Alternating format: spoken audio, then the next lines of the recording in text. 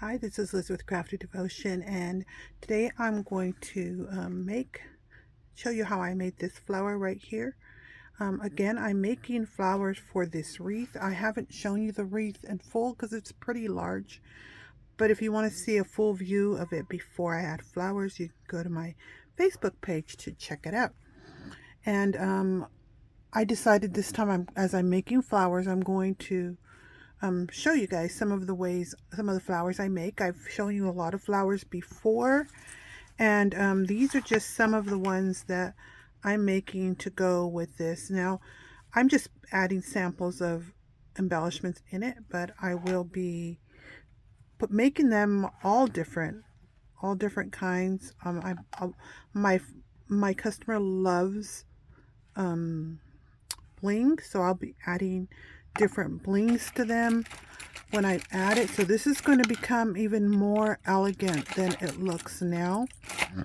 And I'm just going to experiment with different jewels when I use them as the centers, but here we go. Okay, so since I have shown you a video already on how to make something like this one, which I showed previously, I called it, I think, Dusty Rose flower. This one I just added a center I'm thinking of using on it. I'm not sure I will, but I'm going to add different types of bling. And this one right here, this piece right here is made in a similar fashion.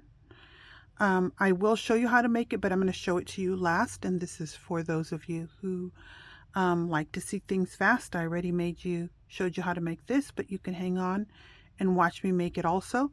But I'm going to make the back portion here of this. And what I did is I used a beautiful lace that I have in my Etsy shop. I thought would go very well with this because I love the dusty rose and rose colors more than baby pink. I prefer that dusty rose, and I kind of like the blending. So I thought this trim that I have in my shop, it's beautiful embroidered, and what I like about these trims is that you can actually cut them apart and fussy cut them and use them in your projects. So this one is very wide. It can be used for garments or curtains. And in this case, I decided to try to see how it would look to make a flower with it. And so that's basically what I did.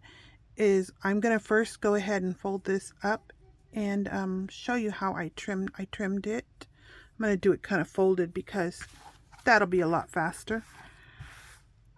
Here we go. I'm folding it, and then I know that when I trimmed it, I cut it very close here. None of this is attached permanently, so I know I'm pretty sure I sewed it along this flower right here.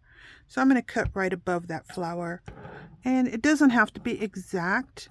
The other thing I determined when I did this is that I needed extra length. This is pretty like this, but this is with six motif. And let me tell you how long 6 motifs is. I'm gonna measure it over here. Or this one is 7, I think. This is about 20 inches long. 1, 2, 3, 4, 5, 6. Yep, 7 of those big flowers. And then the other thing I determined, actually I'm gonna cut it a little bit smaller. I'm gonna cut it because when I sewed it together, I decided I wanted to make it attach on the small flower. And so I'm going to cut a little bit of this. I'm going to cut it up to here. Now, so you can see how these can be fussy cut. I used this in another project for a Christmas ornament last time. So that's what I did. And now, as you can see, this will show you that I don't always just use a la Liz technique. I'm also going to use a sewing technique. For this one, I'm going to just use my same thread. You can use any type of thread you want, but I just use what's handy. And so this is my crocheting thread. This is the kind of crocheting thread that you would use to make doilies. And I use it for all purpose. I have a big giant roll, and I use it to hem things, to sew things, and things that doesn't matter if it's thin or not. And I'm using a giant needle because it's another thing I have on hand. I'm not using a small one. And all I did was take this beautiful lace after I trimmed it, and I just sewed along here. And there we go. And I wanted it to be a little, this one's going to be a little bit smaller, and it's going to be a little bit, and I'm just sewing it so that I can gather it. See that? I'm just going in and out, in and out, in and out. And you do that all along. Okay, I'm just going in and out, in and out. And I thought I'd show you one more time, just about 1/4 of an inch for this one. I don't know, you do it the way you want, but I'm just going to gather it. There are a lot of videos on how to gather a flower, so I don't think it's that necessary. Not that I've made, but other people have made. One of my favorite flower gatherers is Fiona Jennings, and she's Jennings 644 or something like that. If not, somebody hopefully will correct me down below in the comments. Check out the comments. I want you guys to make sure that you talk in the comments, and I'll meet you here at the end. Okay, I'm nearing the end here. I'm going to pull this all the way through. This is a long needle. Alright, and so if you go to Fiona's channel, you will find her. She makes beautiful flowers. She's just a creative lady. I think she's based out of the UK or something like that. But I love watching her. She's a chit-chatty crafter, so if you don't like chit-chat, then you might not want to go to see Fiona's channel. But for right here, I'm kind of putting these sides right sides together here, and then I'm just gonna gather it, and later on I can glue it. I don't have to glue it right now, so I'll go through here and just glue this down. The reason I decided to go in the center of one of the flowers is because when I first did the first one, it was kind of off a little bit. So as you can see, that is a gorgeous piece. Now I can use it just like this. It's very wide. I can go a little, if I wanted to use it as a flower just by itself, which I might do one too, is you can get closer to those roses and then use it, and it'll be a little small. Let me see how big this one is. Let me get a ruler. Oops. This one is about 5 inches, and some of my flowers are 5 inches, like this. I just made this beautiful satin one, and you guys comment below if you want to see a video on this with the satin fabric, and this is about 5 1/4 inch, so that's a big one. I also made okay, so this center one that I used here, I decided I liked how this one looked in the center.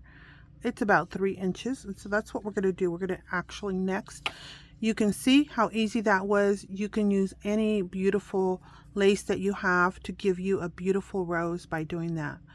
And this is going to be the background of mine, like this one was. And so if you want to hang on, I'll show you how. The next flower I'm going to show you how to make is this chiffon part, which is this one. It's the same. This one I did use the a la Liz technique, which I've shown you before. So those of you who don't need to see the details on using chiffon, I have other videos up on it. I cut a strip of chiffon, and I think I cut it the length of the fabric or the width of the fabric. And then all I did was, I think I cut it into 3 parts. Let me see how long this is. This is just under 19 inches, and the width is about 4 1/4. So basically, if you want your flower to be about 3 inches, then you want to go up at least a 1/2 inch so that you'll have room, especially if you're tearing your fabric. You could see I tore my fabric. Sometimes I cut this part off, sometimes I leave it on. If you want to make it just look shabby and not melt it, then you want to leave that on, and you can just remove more if later on if you want. But I am going to use the same technique I used last time, and we're going to wrap this piece. I don't know if this is the length I used or if I used half of it for that flower, but here we go. And a lot of times when I make the flowers, I'll make different sizes because I know this customer loves large flowers, and I may not use all these flowers in the wreath that I make. So again, we're going to wrap it around, and what we do is we make sure it's not too tight, because if you make it too tight, it'll be hard to get off the ruler. And this is how I create the petals. And what you want to do is you want to make sure at least one side is close. Now, so this is about 18 inches, and it's the same as the other one. I'm using this is a chiffon, like a rose colored chiffon. I was looking for lighter colored pinks that were not just like a baby pink, but had a little bit of rose to them. Yeah, see, I just tightened that a little bit, so now I'm making it hard for myself to get it off. So if you mess up, make sure you go back and do it again. Look what I did. I'm talking. Okay, because I was talking, I tightened it without even thinking, and then it was hard to get off the ruler. That's what can happen if you make it too tight. So usually what I'll do is I'll roll it in a fashion that the edge that I can see is available, and if there's extra, it would be on the inside, because I cannot see the inside, but I can see this side. Okay, let me grab the chiffon also is a little bit slippy slidey, so it really helps. I liked putting a pin on it just to help to keep it together so it's not sliding around. And if you can see all the little frays, what I do is you can take those frays and you can snip them off now, or you can snip them off as you're trimming the edge, because I decided I don't want fray. I'm gonna be melting this fabric, and this is how you saw that makes that rose just look so much more realistic. It looks like it's a rose that's opening up, and it's in a different point of an open rose. I'm sure that if you cut your petals differently, it might look like a different. So as you can see, I'm cutting off the extras. There you go. That's pretty close. And you can also, if you feel like you want your petals to be the same on both sides, you can measure it like this to see. Mine's pretty close.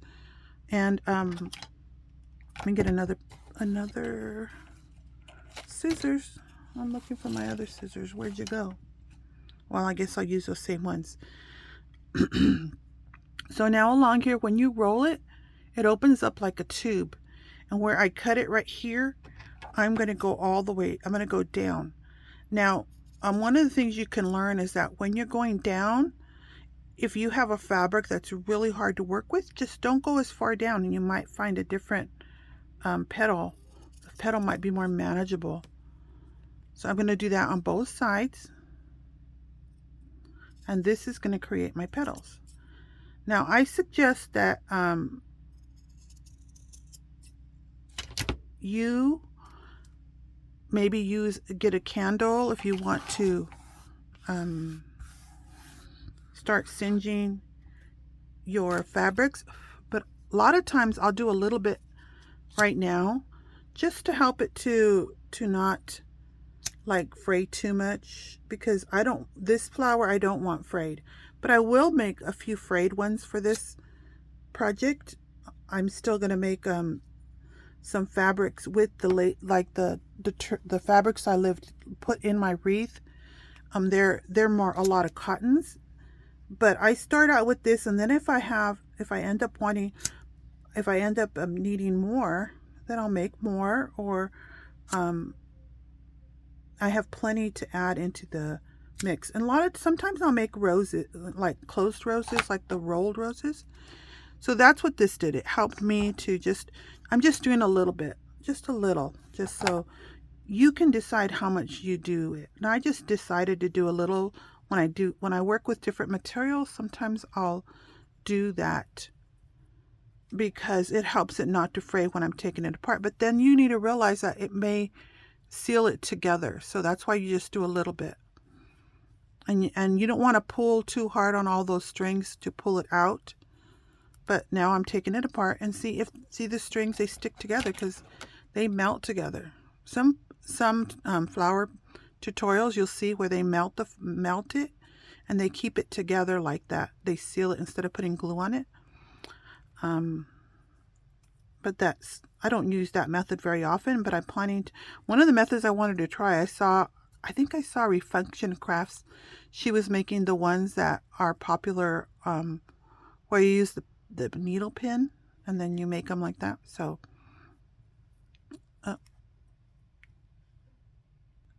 all right, I got that all. One of the things that if you have a hard time melting with because this is soft and flexible, sometimes it's hard to melt with the lighter. You can get, at this point, opened up is a good time for you to melt it over a candle. And so you can actually hold it like this over a candle and melt it a little bit over the candle. Okay. I don't usually do that. I usually just put it together like I showed you in the last one. So this is the one that was in the center, the petal. You could decide if you want to keep it or not. I think I'm going to remove it because I know I have plenty of petals on there. It's just a little thinner. And so now again with the pin. This is the only bigger pin I have right now. I don't know where all my other pins are. I'm sure there's someplace. But I've been moving so again, you come to the center and then you start feeding it through and it will begin to ruffle. Feed it through.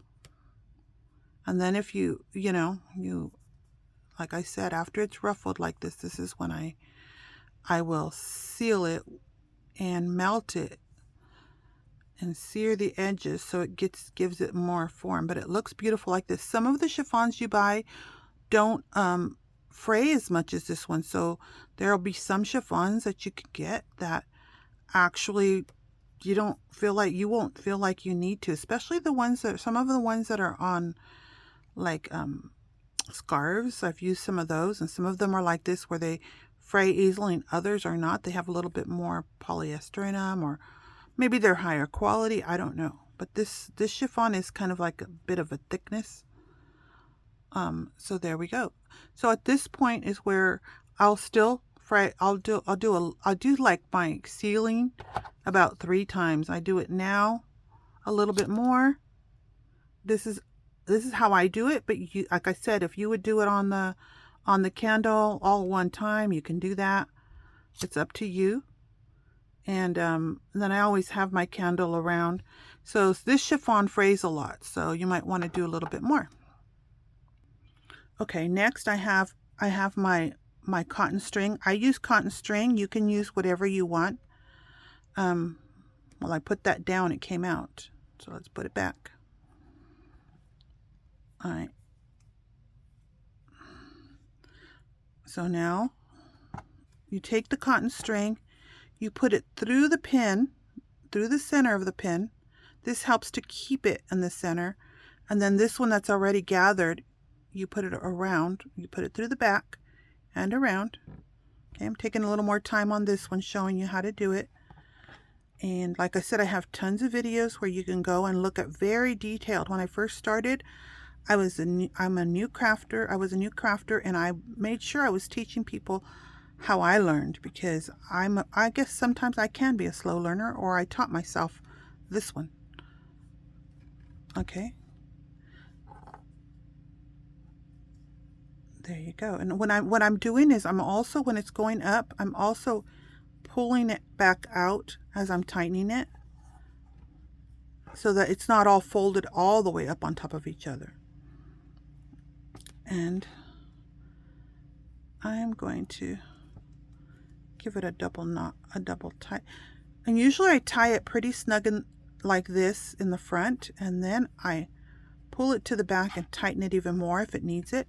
But at this point, I'm also, because chiffon slip and slides a lot, then I'm going to kind of look at my petals before I do my final tightening and make sure they are not too... Look, this one doesn't need much manipulation, does it? This is with no real manipulation other than that center. It looks beautiful right there.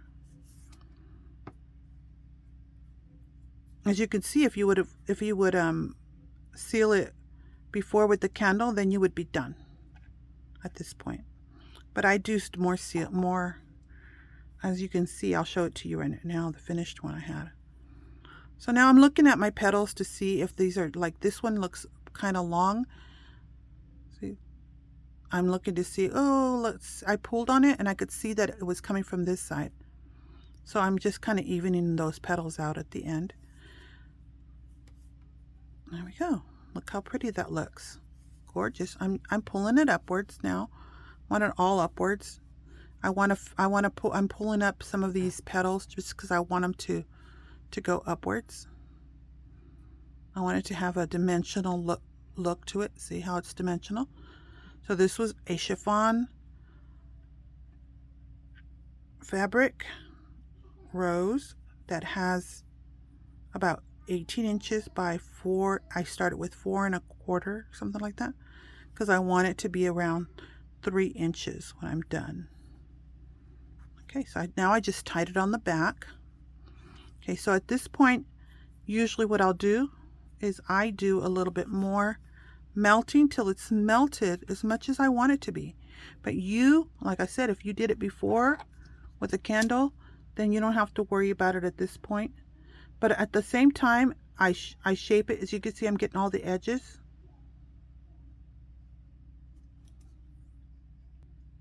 All right, I've actually been melting this all with the lighter. Look, you could see how it changed. It changed. So like, see this one right here? Sometimes I'll pull, and what I'm doing is I'm not putting it in the flame because this melts pretty quickly. I'm allowing the heat of the flame to melt it. So if you want it, let me show you this one. Look how much I melted this one. A lot. I melted it a lot. And so this will make you be able to make your flowers look the same and different. So you might not want them, I don't want them all to look exactly the same. Why? Because it adds movement and texture and variety with the same item. You can add that. There you go. So then I took this, and then you can place it here in the center, and you'll have this beautiful flower, and you can put a jewel in there. The other thing you can do also is you can also layer these flowers. So if you take this big giant one, let's say the giant one, and let's say I want this on top of it, I can do that. Then I can take the smaller one here and add that on it. Can you see how pretty that looks? A bunch of layers, different colors, but they're all melding together. So if you want me to make this satin, show you how I made these satin flowers here, then comment below and I'll see if I get to it or not, because it's really a repeat, but I'm using different fabrics. And I do show you the little tricks on how to do the different fabrics. So I hope this has encouraged you to try to make your own flower. And again, all these flowers, but maybe not all of them will go on my wreath, but I'm getting ready to fill it with a lot of flowers because my customer loves the flowers and all the colors and that vintage Victorian look. So the wreath I'm making, she asked me to make it Victorian, look Victorian, to make it, to use, I think she said pink, mauve, cream lace, and she said burgundy. But as I put it together, I said, I think what you mean is maybe wine, which wine would be a little burgundy with a little more of the mauve rose in it. As you can see, this is very dark, almost plum wine color, and that's why I chose this one. And I'll probably make more of this one. Again, this is using an organza type fabric. So this is organza, this is chiffon, and then this is a vintage satin that I found. I found this at a thrift store, brand new roll of fabric, and that's what I'm using here. This is very thick. And then this is, I think you could buy this kind new, and I decided to see if this color would go with the pinks and stuff I have in this project. This is Liz with Path to Devotion. I do want to let you know, if you hung around, that I still have my sale going on in my Etsy shop, where actually I have a coupon code. I'll try and put the coupon code in the description box. And then know that the best times you can get the best deals with me is using a coupon code simultaneously with ordering $35 or more, because if you're domestic and you order $35 or more, then you'll see when you check out that the shipping will be taken out at the end of the cart when you're paying. Okay, this is Liz with Path to Devotion. I hope you are inspired to create your own.